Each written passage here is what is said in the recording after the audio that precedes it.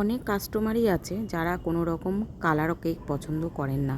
সেই রকমই ছিল এই কেকটি, সম্পূর্ণ একদম পিওর চকলেট কেক। ক্রিমটা যে দেখছো, ক্রিমের যে কালারটা সেটা সম্পূর্ণ চকলেট দিয়েই করা হয়েছে।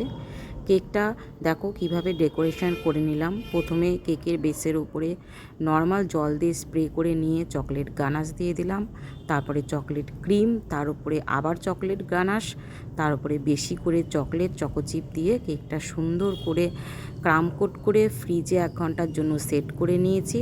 তারপর ফাইনাল ফিনিশিং দিয়ে নিলাম চকলেট ক্রিম দিয়েই। তারপরে ওপর থেকে এরকম চকলেট গানাশ দিয়ে দিলাম, সুন্দর করে একটা ডিজাইন মতো করে দিয়ে সাইড দিয়ে ড্রিপিং করে নিলাম চকলেট দিয়েই। এই রকম সুন্দর সুন্দর কালার ছাড়া চকলেট কেক দেখতেও যেমন সুন্দর লাগে আর খেতে তো দারুণ লাগে। ভিডিওটি কেমন লাগলো অবশ্যই জানিও।